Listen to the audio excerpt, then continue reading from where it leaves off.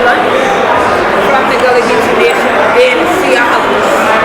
So what is going to be? Because we can't do this without one another.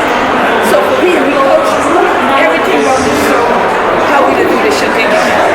And we said, we take together the diet. So they say, if you want to go fast, you go alone.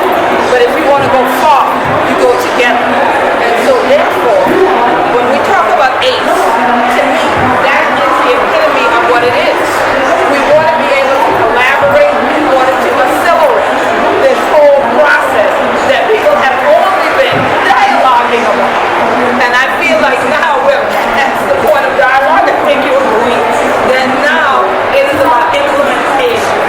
And how do we do it globally together? Because I'm sure that all of us sometimes feel like we were talking about, you want to be in a place where there are people who you know. There are people who think like you. So in my community, most of our gatherings are circular. Because we know that in the circle, everything that you put out is going to come back. As a mathematician, the word acceleration means something to me because more often than not, things gain momentum when they go out. So my point of being here is for us to help gain some momentum for implementation of these things. And looking at it from using cultural heritage as a catalyst for climate action. Because if we meet people where they are, if we talk about the diversities of culture, but get people to express the things about their culture that mitigate harm on the environment, we can get more people engaged. Otherwise, people are constantly looking at it as it's a politician's job, it's the president's job, it's the ambassador's job, it's somebody other than their job. But if we say, no, it's our work together, right? No excuses, right? That we all can have the ambition to accelerate the process and then create, as the hashtag was a couple of years ago, the future we want. Then we have to do it collectively. And I think the only way to get people to grasp that is if you say, well, whatever you put out in this circle, it does this, so then what happens to her? So then it goes on to her. And then what happens with her?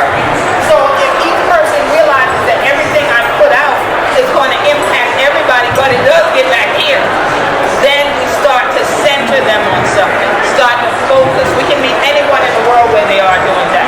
And more often than not, as we know at CHN, most people gravitate quickly around art and around food.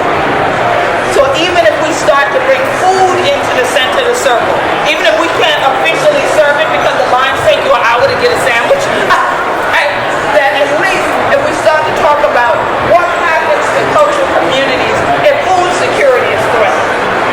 You are not going to be a great artist if you're literally a starving artist. Eventually we won't have you here. So we have to make sure that all of these things that just impact any cultural community becomes a part of that circle of discussion. And then we can expand like ripples. It starts to ripple out into other things. Food security. How is that? If you still create artwork like baskets like we do that are circular as well, can you still get the grasses? If you can, why can't you? What has happened to the environment that caused you not to be able to make an income to feed your family? Those dialogues bring people in that are not scientists, that are not museum folks, that haven't gone to universities. But as soon as you say, yes, I used to be able to pull a grass here, I can. Why not? They go, I don't know why not. And then you say, well, is it the heat? Is there heat island effect here? Have they built too much concrete here? And they go, oh yes, because when I was little, this was all grass, you know. Or, well, we used to go to the water. We can't get to the water now. When you go to the water, what do you go to do? And what to get fish? Can you still get those fish? They go, no, they're gone. Why are they gone? Now you have an opportunity to talk about ocean acidification. Now you can talk about climate impact. Now we go back to food security. Everybody wants to eat. We all need to eat to live. So even if we center that and we say, well, the meal we're serving today is about our cultural community. Let's sit at the table together and share like we do at our traditional dinners or family dinners or gatherings with your girlfriends and friends. We sit over meals and we share. But this time, let's nourish our souls and let's heal Mother Earth.